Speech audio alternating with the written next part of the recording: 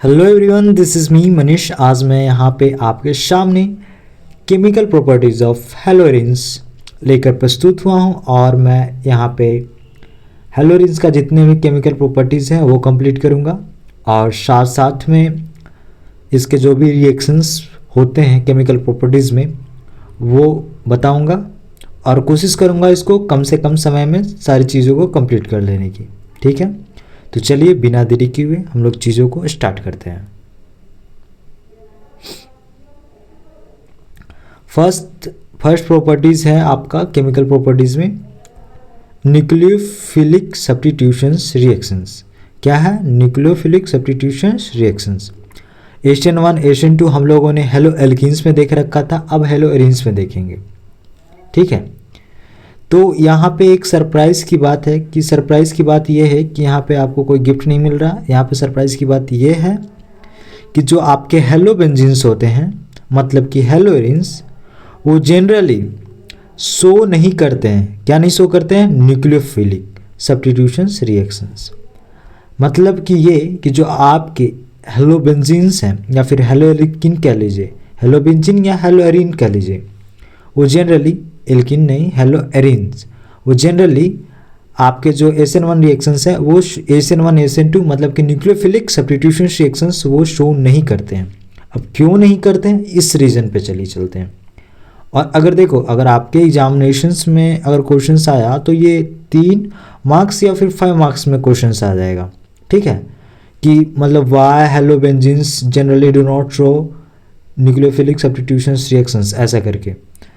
And फिर अगर देखो 3 मार्क्स का क्वेश्चन आया है ऐसे करके, तो 1 पॉइंट दे देना, दूसरा पॉइंट दे देना, ये स्ट्रक्चर बना देना, आपका हो जाएगा। 3 मार्क्स में नहीं आएगा, नहीं तो 2.1/2 ऐसे में आएगा। अगर 5 मार्क्स में आएगा तो इसी को पॉइंट बना के लिख देना, मार्क्स मिल जाएंगे। ठीक है, तो चलिए बिना देरी किए हुए हम लोग स्टार्ट करते हैं। अब देखिए, हेलो बेंजीन कहते हैं क्या? कहते हैं पहले किसको, ये थोड़ा सा समझ लीजिए। बेंजीन रिंग ये हो गया, इतना तक तो समझ में आ रहा है। ये बेंजीन हो गया, अगर इस पे एक हैलोजन जुड़ जाए तो वो हेलो बेंजीन कहलाता है। आपको भी पता होगा कि एक से मतलब कि ये या तो फिर हैलोजन है, मतलब कि या तो फिर ये फ्लोरीन होगा, क्लोरीन होगा, ब्रोमीन होगा, आयोडीन होगा, जिसके पास क्या होती है, आउटर मोस्ट सेल में 7 इलेक्ट्रॉन्स होती हैं। ठीक है, मतलब कि 7 इलेक्ट्रॉन ऐसा करके होती हैं। अब क्या है कि यहाँ पर देख रहे हैं कि जो प्रेजेंट है चीज़ें, लाइक कि इसमें भी 7 इलेक्ट्रॉन्स होगी और यहाँ पे और एक इसका। ठीक है, तो आप तो ये देख सकते हैं कि ऐसे करके ये 8 इलेक्ट्रॉन पूरा अपना ऑक्टेट जो होती है, ऑक्टेट रूल होती है, वो पूरा कर लेती ऐसे वे में। ठीक है, तो अब क्या होता है बेसिकली, थोड़ा सा हटाएंगे तो सारा हट जाएगा छोटा। तो क्या होता है बेसिकली कि जो ये इलेक्ट्रॉन्स है वो उठ के यहाँ पे आ जाती है और यहाँ का जो इलेक्ट्रॉन्स है ये दोनों और ये दोनों, ये उठ के यहाँ पे आ जाता है। और इसी तरह से यहाँ पे जो नेगेटिव, यहाँ पे नेगेटिव चार्ज आता है, फिर ये इस पे आता है, फिर ये उठ के इस पे आता है, मतलब कि ये उठ के इस पे आ जाएगा, फिर ये वाला यहाँ पे आएगा, उसके फिर ये उठ के यहाँ पे जाएगा। मतलब कि क्या होता है कि जो बेंजीन्स रिंग्स होती है और जो हैलोजन्स होती है उसके बीच में पार्शियल डबल बॉन्ड आ जाती है। ठीक है, हैलोजन्स एंड बेंजीन्स के बीच में क्या होती है, पार्शियल डबल बॉन्ड आ जाती है। ठीक है, जिसके वजह से क्या होता है, जो कार्बन और हैलोजन होती है, अब आप बोलोगे कौन सा कार्बन कौन सा हैलोजन, अरे देखो यहाँ पे कार्बन छुपा होता है ना, ये कार्बन एंड ये हैलोजन्स। तो जो कार्बन और हैलोजन की जो बॉन्ड होती है ना, वो ब्रेक नहीं हो पाती, उसको तोड़ने में डिफ़िकल्टी आती है, जिसकी वजह से जो SN1 रिएक्शंस होती है वो शो नहीं करती है। तो पहला रीज़न ये है। ठीक है, अब मतलब उसको अगर हम लिखेंगे तो कैसे लिखेंगे, ऐसे लिख सकते हैं कि due to resonance in halobenzene, ठीक है, there is a partial double bond character. किसके किसके बीच में? तो कार्बन एंड हेलोजन के बीच में, which is difficult to break. मतलब कि क्या होता है कि SN1 जो SN1 कह रहा हूँ मैं, मतलब कि जो न्यूक्लियोफिलिक सब्स्टिट्यूशन रिएक्शंस है वो शो नहीं कर रहा। क्यों नहीं शो कर रहा? क्योंकि उसके बीच में क्या होता है, due to resonance in halobenzenes. Resonance की वजह से हेलोबेंजीन में पार्शियल डबल बॉन्ड कैरेक्टर आ जाती है। ये जो शो हो रहा है ना, वो रेजोनेंस की वजह से ये जो इलेक्ट्रॉन से ये उठ के यहाँ पे आ जाते हैं, यहाँ पे पार्शियल डबल बॉन्ड कैरेक्टर आ जाती है, जिसके वजह से इसको डिफ़िकल्ट होता है ब्रेक होने में। किसको ब्रेक होने में डिफ़िकल्ट होता है?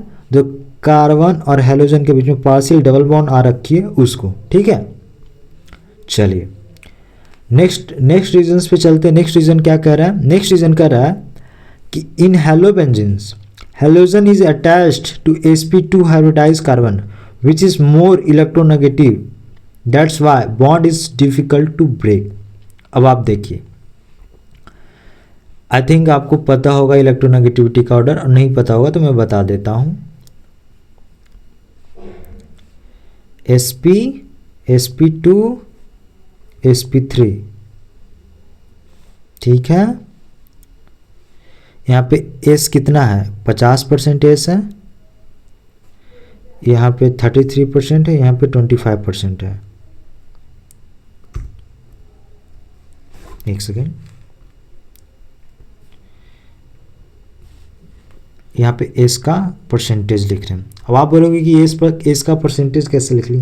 अरे देखो, S कितना है? S एंड P मिला के क्या होगा? 2 हो गया। तो 100 में क्या आ रहा है? एक S आ रहा है, एक P आ रहा है, तो मतलब कि ये 50% है, ये 50% होगा, तभी ना मिला के 100 होगा।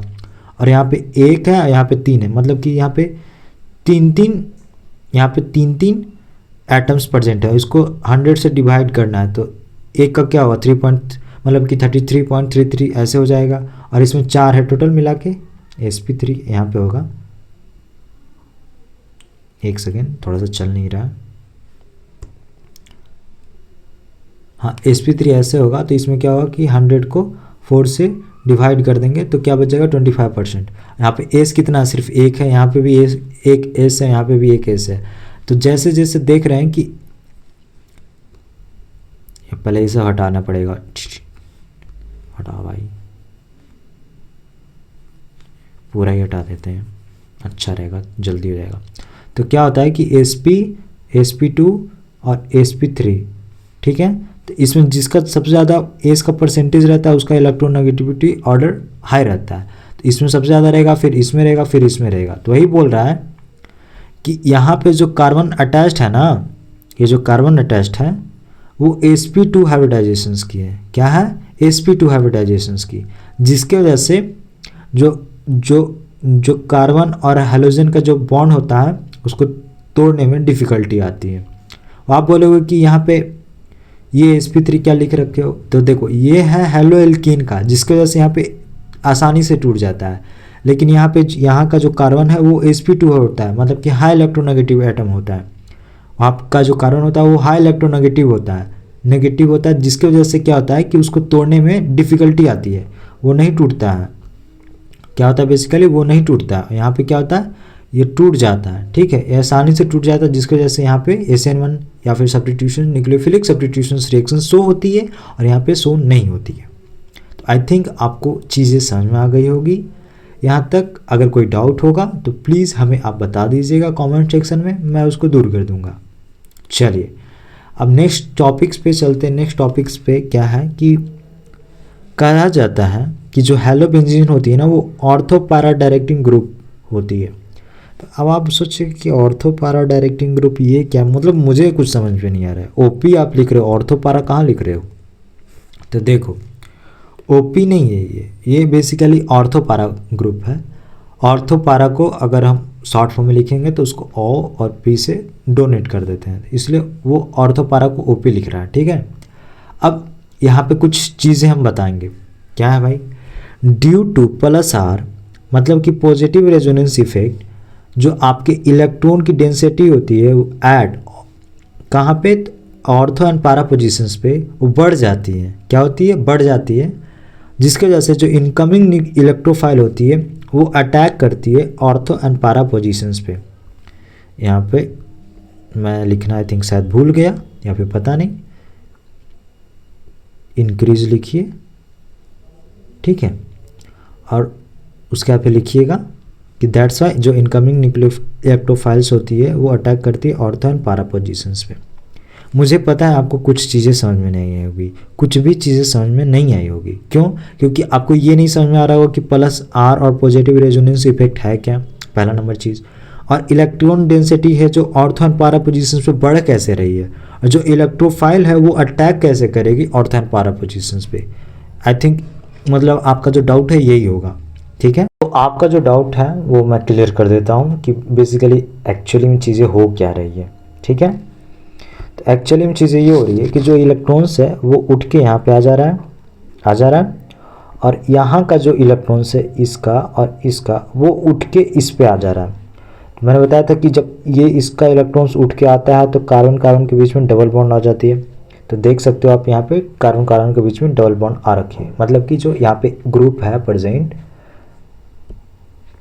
ये जो ग्रुप प्रेजेंट है यहाँ पे इसके बीच और इसके बीच में डबल बॉन्ड आ गई है, ठीक है। और मैंने ये भी बताया था कि जो उठ के इलेक्ट्रॉन्स आते हैं तो यहाँ पे नेगेटिव चार्ज आ जाती है, ये भी बताया था। फिर क्या हो रहा है कि इसको तो हम अनटच छोड़ दे रहे हैं, इसको कुछ कर नहीं रहे हैं। अब क्या करें कि जो इलेक्ट्रॉन्स है वो इलेक्ट्रॉन्स को घुमा रहे हैं, ठीक है। तो जो इसका इलेक्ट्रॉन्स है वो उठ के यहाँ पे आ रहा है, तो इसके और इसके बीच में डबल बॉन्ड आ जाएगा, देख सकते हो यहाँ पे डबल बॉन्ड आ गया, ठीक है। और उसका फिर जो ये जो यहाँ पे डबल बॉन्ड था वो उठ के यहाँ पे चला आया, ठीक है। तो यहाँ पे उठ के आया तो यहाँ पे नेगेटिव चार्ज आ गया, और फिर यहाँ पे डबल बॉन्ड बन गया। फिर से क्या हो रहा है कि जो यहाँ का जो डबल बॉन्ड था, सॉरी, जो यहाँ का जो इलेक्ट्रॉन्स था वो उठ के इस पे आ जा रहा है, और यहाँ का डबल बॉन्ड उठ के यहाँ पे आ जा रहा है, यहाँ पे नेगेटिव चार्ज आ जा रहा है, ठीक है। और उसके बाद फिर क्या हो रहा है, जैसे ये उठ के आ गया, ये उठ के यहाँ पे आया तो यहाँ पे एक बॉन्ड पहले से था, एक बॉन्ड ये बाद में बन गया, तो यहाँ पे डबल बॉन्ड आ गया। और फिर जो ये नेगेटिव चार्ज है वो उठ के इस पे आ जाएगा और ये वाला यहाँ पे चला जाएगा, ठीक है। तो आप सोचोगे कि मतलब ये उठ के जा क्यों रहा है, पहला थाट ये आएगा कि उठ के जा क्यों रहा है। देखो ये बेसिकली उठ के इसलिए जा रहा है क्योंकि ये रेजोनेंस होता है। ये रेजोनेंस में जो आपका इलेक्ट्रॉन है उठ के यहाँ पे आ रहा है, फिर यहाँ पे आ रहा है, फिर यहाँ पे जा रहा है, फिर यहाँ पे जा रहा है, फिर यहाँ पे जा रहा है, और फिर यहाँ पे जा रहा है, ठीक है। अब पोजीशंस पे जाइए। आपको मैंने बताया था कि ऑर्थो एंड पारा पोजीशंस पे जो इलेक्ट्रॉन्स है वो आती है, ठीक है। अब आप बोलोगे कि ऑर्थो एंड पारा पोजीशंस क्या है, तो मैंने बता रखा है, लेकिन फिर से एक बार बता दे रहा हूँ। ये एक कोई बेंजीन ग्रुप लगा दिए, ये यहाँ पे एक्स लगा दिए, और ये जो पोजीशंस है उसको ऑर्थो पोजीशंस कहते हैं, इसको मेटा पोजीशंस कहते हैं, और इसको पारा पोजीशंस कहते हैं। तो आई थिंक आपको चीज़ें समझ में आ गई होगी। अगर इसके जस्ट अपोजिट में देखा जाए तो उसको भी हम ले सकते हैं, ये ऑर्थो पोजीशंस हो गया, ये मेटा पोजीशंस हो गया, और ये पारा पोजीशंस हो गया, ठीक है। चलो तो बिना देरी के हम लोग स्टार्ट करते हैं अपना जो टॉपिक्स है। तो इसमें क्या हो रहा है कि देख सकते हो कि जो इलेक्ट्रॉन्स है ना वो ऑर्थो पोजीशंस पे आ रही है, एक पारा पोजीशंस पे आ रही है। यहाँ पे देख सकते हो कि जो मेटा पोजीशंस है उस पर कभी भी इलेक्ट्रॉन्स नहीं आ रही है। तो ये क्या शो कर रहा है कि जो इलेक्ट्रॉन्स है वो कहाँ पे जा रही है, मतलब कि जो इलेक्ट्रॉन की डेंसिटी है, दूसरे कलर से ले लेते हैं, जो इलेक्ट्रॉन की डेंसिटी है वो कहाँ पे जा रही है, सिर्फ ऑर्थो एंड पारा पोजीशंस पे, और मेटा पोजीशंस पे नहीं जा रही, यहाँ पे भी नहीं जा रही, यहाँ पे भी नहीं जा रही, और यहाँ पे भी नहीं जा रही, मतलब कि कभी नहीं जा रही है। वो पूरा इलेक्ट्रॉन्स इधर से इधर पूरा घूम गई तब पर भी मेटा पोजीशंस पे इलेक्ट्रॉन की डेंसिटी नहीं बढ़ रही है, ठीक है।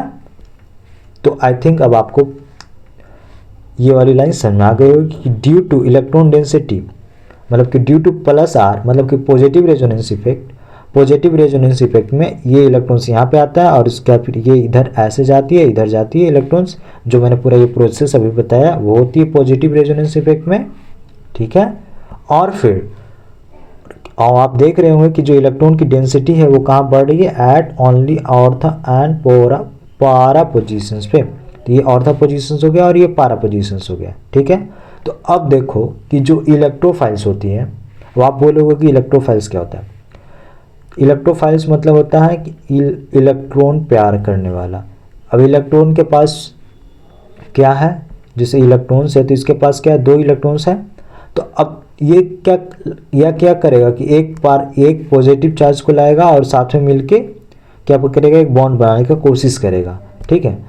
तो इसी पे बेस्ड पूरा एक अगला जो रिएक्शंस होगा इसी पे बेस्ड होगा। उसमें क्या होता है कि उसमें जो इनकमिंग इलेक्ट्रोफाइल्स होती है ना, वो अटैक करेगी कहाँ पे, सिर्फ ऑर्थो एंड पैरा पोजिशंस पे। आप बोलोगे क्यों अटैक करेगी, अरे क्योंकि वहीं पे इलेक्ट्रॉन्स है, ऑर्थो एंड पैरा पोजिशंस पे इलेक्ट्रॉन्स है, मेटा पोजिशंस पे तो इलेक्ट्रॉन्स है ही नहीं, तो वहाँ पे क्यों करेगी। अब जहाँ पे इलेक्ट्रॉन ही नहीं है तो वहाँ पे ई प्लस कहाँ से आएगी, जहाँ पे नेगेटिव चार्ज रहेगा वहीं पे ना पॉजिटिव चार्ज आएगा, जहाँ पे लड़की रहेगी वहीं पे ना लड़का जाएगा, एक तरह से ऐसा समझ सकते हो, ठीक है। तो आई थिंक अब आपको चीज़ें क्लियर हो गई होगी कि जो इलेक्ट्रोफाइल्स होती है वो क्यों ऑर्थो एंड पैरा पोजिशंस पे जाती है, एंड क्यों जो इलेक्ट्रॉन की डेंसिटी होती है वो ऑर्थो एंड पैरा पोजिशंस पे ही बढ़ती है, क्योंकि वहाँ पे प्लस आर शो होता है, मतलब कि पॉजिटिव रेजोनेंस इफेक्ट शो होता है, ठीक है। चलिए तो नेक्स्ट जो रिएक्शन है आपका इलेक्ट्रोफिलिक सब्स्टिट्यूशंस रिएक्शंस, उस पर देखते हैं। केमिकल प्रॉपर्टी में हम लोगों ने देख लिया कि एशियन सब्स्टिट्यूशंस रिएक्शंस कैसे करता है काम। अब हम ये देखेंगे कि जो इलेक्ट्रोफाइल्स होती है वो सब्स्टिट्यूशंस रिएक्शंस कैसे शो करती है, मतलब कि इलेक्ट्रोफिलिक सब्स्टिट्यूशंस रिएक्शंस कैसे होती हैं, ठीक है। न्यूक्लियोफिलिक तो हम लोगों ने देख लिया क्योंकि वो शो ही नहीं करता है। फिर हम लोगों ने ये जाना कि जो हेलो बेंजीन्स है वो ऑर्थो पैरा डायरेक्टिंग ग्रुप है, तो क्यों है और कैसे शो करता है, ठीक है। अब केमिकल प्रॉपर्टीज ऑफ हेलोरिन्स देख लिए। अब चलिए उसके जो नेक्स्ट रिएक्शंस है इलेक्ट्रोफिलिक सब्स्टिट्यूशंस रिएक्शंस वो देखेंगे। तो इसका देखो एक याद करने का एक शॉर्ट ट्रिक्स या फिर शॉर्ट वे मेथड, कि अगर आपको एकदम क्वेश्चंस में आया और आप एकदम ब्लैंक हो गए, आपको कुछ समझ में नहीं आ रहा है कि आप क्या करो नहीं करो, तो आपका बस यही एक उपाय है जो पार किया जा सकता है कि उसमें आपको सिर्फ ये एक ध्यान चीज़ में रखना है, मतलब कि ध्यान में बस एक चीज़ रखना है कि जो इलेक्ट्रॉन प्लस है, मतलब कि इलेक्ट्रोफिलिक प्लस है, वो आएगा और H प्लस हट जाएगा यहाँ से, कहाँ से जाएगा और कहाँ पे आएगा ये देखना है, ठीक है। तो चलो पहला है हम लोग देखते हैं हेलोजिनेशंस। हेलोजिनेशंस मतलब कि क्या, अब हेलोजिनेशन से इससे क्या फील हो रहा है कि यहाँ पे हेलोजन आएगा, ठीक है। फील क्या हो रहा है, क्योंकि हेलोजन कौन कौन सा होता है, फ्लोरीन, क्लोरीन, ब्रोमीन, आयोडीन, मतलब कि यहाँ पे ये चारों में से कोई एक आएगा और H प्लस जाएगा, इतना तो हमको दिमाग में एकदम क्लियर हो रहा है, ठीक है। तो अब देखो इसमें हो क्या रहा है कि E प्लस में कौन आ रहा है, तो X प्लस आएगा। X प्लस में कौन कौन सा हो सकता है भाई, अभी बताया फ्लोरीन, क्लोरीन, ब्रोमीन और आयोडीन, ये चारों में से कोई हो सकता है और यहाँ पे H प्लस जाएगा, ठीक है। अब बात ये है कि भाई जो X प्लस आएगा और जो H प्लस जाएगा तो कहाँ आएगा और कहाँ जाएगा, मेन इंपॉर्टेंट तो बात ये है। तो चलो वो भी देख लेते हैं कि कहाँ से आएगा और कहाँ जाएगा भाई। देखो ये एक क्या लिए, ये क्या एक लिए हेलो बेंजीन ले लिए और साथ में X2 ले लिए in the presence of LX3 या FeX2 और एनहाइड्रस कंडीशंस। एनहाइड्रस कंडीशंस मतलब ये ना कि यहाँ पे पानी नहीं होनी चाहिए, क्या होनी चाहिए, जो पानी है वो नहीं होनी चाहिए। और LX3 में और FeX2 इसलिए क्योंकि ये लुईस एसिड होती है, मतलब कि जो लोन पेयर एक्सेप्टर होती है, ये सब लोन पेयर एक्सेप्टर ग्रुप होती है, ठीक है। आपको उतना ध्यान में नहीं रखना है, आपको बस ये ध्यान में रखना है कि जब X2 in the presence of LX3 या FeX2 तो क्या होता है कि या तो जो इलेक्ट्रोफाइल्स है वो इस पोजीशंस पे जाएगी या तो फिर इस पोजीशंस पे जाएगी। इस पोजीशन पे तो कतई नहीं जाएगी, क्यों, क्योंकि ये मेटा पोजीशंस है। अब मैंने जस्ट अभी थोड़ा देर पहले बताया था कि जो हेलो बेंजीन्स होता है वो ऑर्थो एंड पैरा पोजीशंस वाला होता है। वो जो इलेक्ट्रोफाइल्स होती है वो यहाँ पे अटैक करेगी, नहीं तो यहाँ पे अटैक करेगी, ठीक है। ये मैंने जस्ट अभी थोड़ा देर पहले बताया। तो अब क्या होता है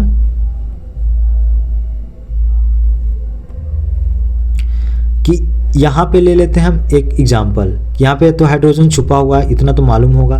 तो क्या होता है कि ये जो दोनों इलेक्ट्रॉन्स है ना, उसको छोड़ करके ये H प्लस निकल जाता है, ठीक है। अब जब H प्लस निकल गया तो यहाँ पे क्या बचेगा, कार्बन का माइनस बच जाएगा, ठीक है।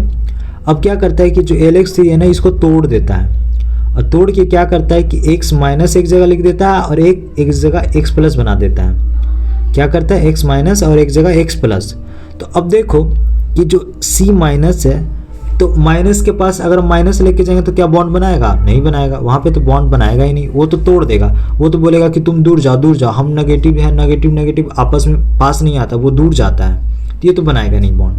ठीक है, ये तो बॉन्ड बनाएगा ही नहीं। तो बच गया क्या, x प्लस बच गया। अब क्या होगा कि सीधे x प्लस है वो यहाँ पे जाके अटैच्ड हो जाएगा।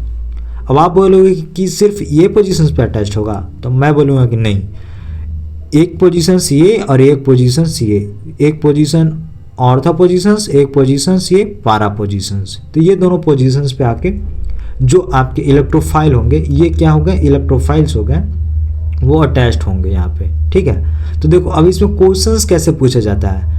पहला नंबर एक क्वेश्चन ऐसे पूछ देगा कि हेलोजेनेशंस का कोई एक रिएक्शंस दे देगा, लाइक सपोज कि ये वाली रिएक्शंस दे देगा और आपको इसको प्रोडक्ट लिखना है, मेजर और माइनर कौन सा प्रोडक्ट होता है। तो वो तो मैं अभी थोड़ा देर के बाद बता दूंगा कि कौन सा माइनर होता है और कौन सा मेजर होता है, कैसे लिखना नहीं लिखना है वो बता दूंगा, तो आप समझ में जाओगे। तो एक ऐसे आ जाएगा क्वेश्चन। एक क्वेश्चन आ जाएगा, बोलेगा कि हेलोजेनेशंस होता है, उसमें जो इलेक्ट्रोफिलिक होता है वो कौन सा होता है, तो उसमें लिखोगे x प्लस। अब एग्जाम में देख रखा होगा फ्लोरीन, तो फ्लोरीन का प्लस लिख दोगे F प्लस, क्लोरीन तो क्लोरीन का प्लस लिख दोगे, ब्रोमीन तो ब्रोमीन का प्लस लिख दोगे, आयोडीन तो आयोडीन का प्लस लिख दोगे। मतलब कि जो भी चीज़ होगा वहाँ पे x प्लस लिख दोगे। ठीक है, तो ऐसे क्वेश्चन आ जाएंगे।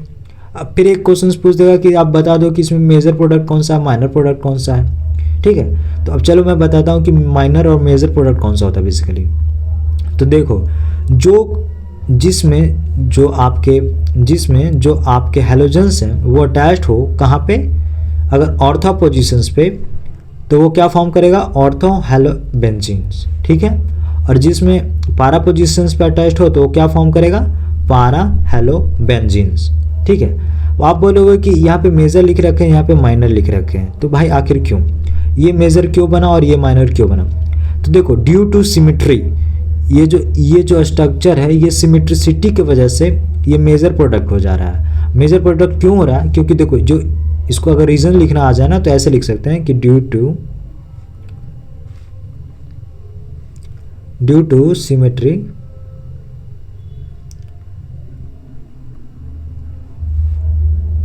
It is more stable. अब सिमेट्रिसिटी की वजह से ना ये क्या हो जाता है कि मोर स्टेबल हो जाता है, मतलब कि ये स्टेबल हो जाता है। तो मैंने आपको लास्ट लेक्चर में बताया था कि जो ज़्यादा स्टेबल होता है उसका प्रोडक्ट मेजर होता है, जिसकी वजह से क्या होता है कि ये जो प्रोडक्ट है ना ये मेजर प्रोडक्ट फॉर्म करने लगती है। और वही जस्ट इसके रिस्पेक्टिव में देखा जाए, जो आपका ऑर्था वाला होती है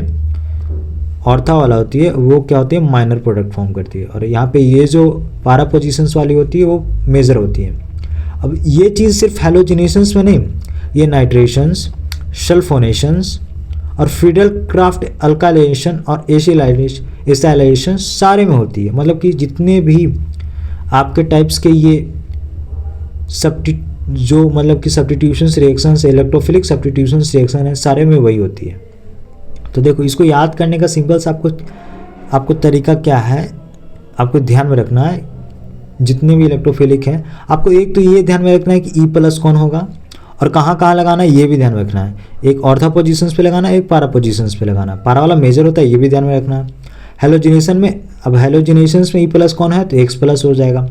नाइट्रेशन में ई प्लस कौन है भाई, तो यहाँ पे NO2 प्लस है। ठीक है, और यहाँ पे क्या क्या हो रहा है, तो HNO3 और H2SO4 जो दो एसिड है उसके प्रेजेंट में हो रहा है। और NO2 एक है जो ऑर्थो पोजीशंस पे लगेगा, एक है जो पैरा पोजीशंस पे लगेगा। ये एक्स यहाँ होगा, हाँ, तो एक ऑर्थो पोजीशंस पे लग रहा है और एक पैरा पोजीशंस पे लग रहा है। ऑर्थो वाला माइनर होता है और जो पैरा पोजीशन वाला होता है वो मेजर हो जाता है। अब इसको हम लिखेंगे कैसे, मतलब कि ऐसे इसका नामिंग कैसे हम लिखेंगे, तो एक्स जो हेलोबेंजीन्स है उसके किस पोजीशंस पे अटैच्ड है, तो ऑर्थो पोजीशन, तो इसको लिखेंगे ऑर्थो नाइट्रो हेलोबेंजीन। और ये पैरा पोजीशंस पे है तो इसको लिखेंगे पैरा नाइट्रो हेलोबेंजीन्स। ठीक है, और पैरा वाला मेजर होता है तो ये, तो फिर ऐसे आप करके मेजर बना सकते हो। ठीक है, और इसमें आपको ध्यान में क्या रखना है कि नाइट्रेशंस में सिर्फ HNO3 और H2SO4 के प्रेजेंस में होती है। यहाँ पे और फिर हैलोजिनेशंस में X2 और AlX3 और FeX2 के प्रेजेंस में होती है। तो इसमें बेसिकली आपको रिएजेंट ध्यान में रखना है और जो इलेक्ट्रोफाइल आ रही है वो ध्यान में रखना है, फिर अपने आप आपका ये चीज़ें बनती चला जाएगी। और ये तो आपको दिमाग में आ ही गया हो कि जो पारा पोजिशंस वाली होती है वो मेजर हो जाएगी, क्योंकि सिमेट्रिसिटी की वजह से जो ज़्यादा सिमेट्रिकल होता है वो ज़्यादा स्टेबल हो जाता है। अब जो ज़्यादा स्टेबल होगा इसलिए वो मेजर प्रोडक्ट फॉर्म करेगा, ठीक है। अब सल्फोनेशंस में चलते हैं। सल्फोनेशंस में थोड़ा सा दिक्कत है। क्या दिक्कत है कि जो इलेक्ट्रोफाइल्स होती है वो SO3 होती है, लेकिन जो अटैच्ड होगी ना वो SO3 अटैच्ड होती है। तो बस इसको आप याद कर लो, क्योंकि अगर हम इसके केमिस्ट्री पे जाएंगे तो बहुत डीप चला जाएगा और फिर मतलब कम समय में आपको ये क्रिस्प वे में जो जानकारी है वो नहीं मिल पाएगा, बहुत लंबा टाइम जाएगा। इसलिए आप इसको सीधे रट जाओ कि जो इसमें सल्फोनेशन में इलेक्ट्रोफाइल होती है वो SO3 होती है। और एग्जामिनर पूछ दे कि जो सल्फोनेशन में इलेक्ट्रोफाइल होती है तो वो क्या होगी, तो वो क्या बनाओगे, तो SO3 बनाओगे, और इसमें नाइट्रेशन में NO2+ बनाओगे। लेकिन जो अटैच्ड होती है वो SO3H जाके अटैच्ड होती है। क्या होती है, SO3H जाके वहाँ पे अटैच्ड होगी। तो आपको ध्यान में क्या रखना है, इलेक्ट्रोफाइल तो SO3 होगी लेकिन अटैच्ड होगा SO3H, ठीक है। ये हेलोबेंजीन्स है। हेलोबेंजीन्स में कॉन्क H2SO पर मतलब कि कॉन्सेंट्रेटेड सल्फ्यूरिक एसिड लेते हैं, ठीक है, और साथ साथ में थोड़ा सा हीट कर देते हैं, मतलब कि थोड़ा सा आग लगा देते हैं। तो क्या होता है कि ऑर्था पोजीशन पे SO3H जाकर अटैच होता है, एक में पारा पोजीशंस पे होता है। तो जो ऑर्था पोजीशंस वाला होता है वो माइनर हो जाता है और पारा पोजीशंस वाला क्या होता है, मेजर हो जाता है। तो इसमें आपको ध्यान क्या रखना है, ध्यान ये रखना है कि सल्फोनेशन में SO3 इलेक्ट्रोफाइल्स होती है लेकिन अटैच होता है SO3H, ठीक है। और इसमें रिएजेंट क्या है, तो कॉन्क H2SO4 और साथ में हीट है। बस आपको बस यही चीज़ें ध्यान में रखना, बाकी तो आप प्रोडक्ट अपने आप लिख लोगे, ठीक है। अब है कि Friedel craft reactions. Friedel craft नाम करके एक साइंटिस्ट थे, वो अपना रिएक्शंस दिए अपने नाम पे। एक है फ्रीडल क्राफ्ट अल्काइलेशंस, एक है फ्रीडल क्राफ्ट एसाइलेशंस, ठीक है। तो इसमें क्या होता है कि जो आपकी इलेक्ट्रोफाइल्स होती है वो अल्काइल ग्रुप हो जाती है और इसमें जो इलेक्ट्रोफाइल्स होती है वो एसाइल ग्रुप हो जाती है। एसाइल ग्रुप बेसिकली होता क्या है कि R के साथ कार्बन अटैच होती है और यहाँ पे ऑक्सीजन रहता है, एक सेकेंड, यहाँ पे ऑक्सीजन रहती है R के साथ कार्बन पे, और यहाँ पे कार्बन पे पॉजिटिव चार्ज हो जाता है, ठीक है। तो ये जो ग्रुप हो गए इसको कहा जाता है एसाइल ग्रुप, ठीक है। और R+ हो गई, इसको क्या कहा जाता है, अल्काइल ग्रुप, ठीक है। तो एक में क्या हो रहा है कि जो इलेक्ट्रोफाइल्स है वो एक में काम कर रही है एज अ एसाइल ग्रुप, एक में काम कर रही है अल्काइल ग्रुप, ठीक है। चलो अब हम लोग चलते हैं इसके रिएक्शंस के बेसिस पे। तो रिएक्शंस क्या कह रहा है,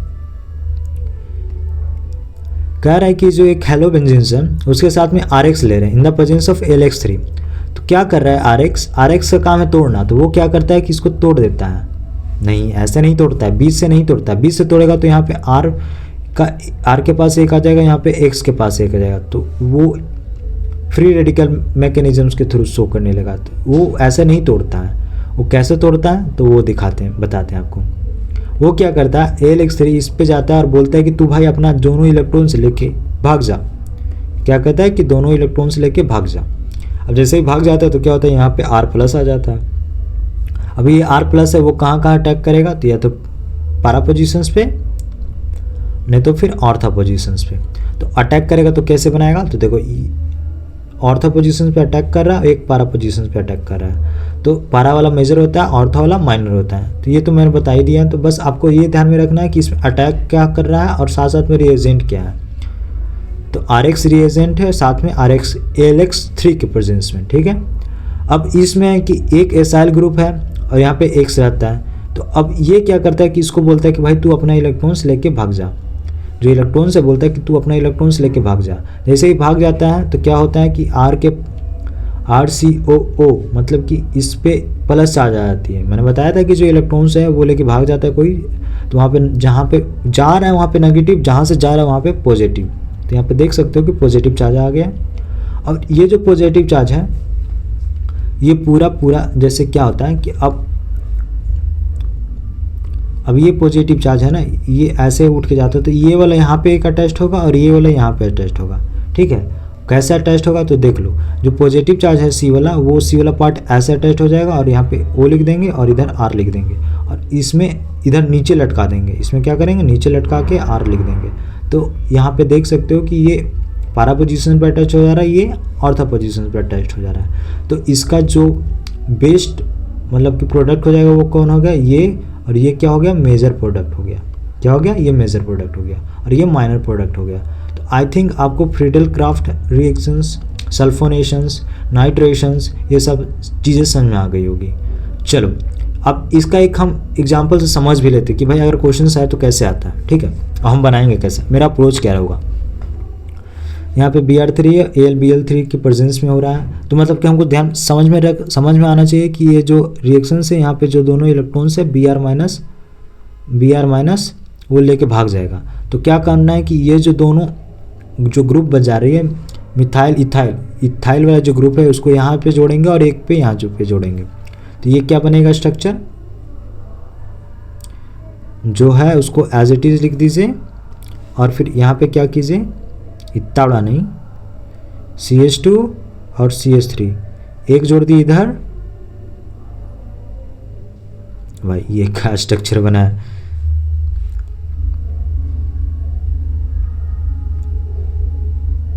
कोई एक्स होगा ही, हमको ध्यान में नहीं है कि कौन सा एक्स है।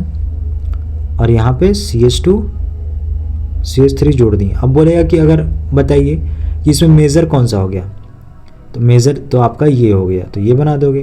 और सेम एज इट इज़ अगर इसको क्या किया जाए तो इसको इधर से हटा देंगे और जो कार्बन वाला है वो यहाँ पे जोड़ देंगे, यहाँ पे इसमें जोड़ देंगे, मतलब कि एक जगह ऑर्थो पे जोड़ेंगे, एक जगह पारा पे जोड़ेंगे।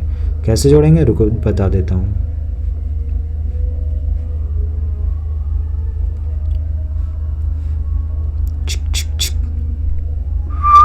यहाँ पे ऐसे, यहाँ पे एक्स है,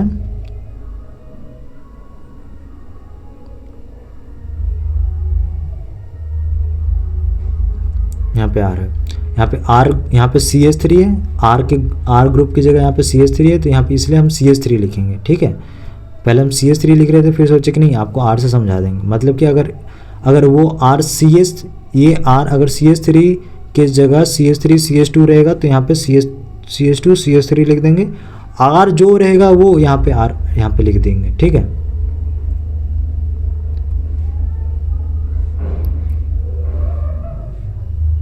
एक प्रोडक्ट ये बन गया और एक प्रोडक्ट बनेगा आपका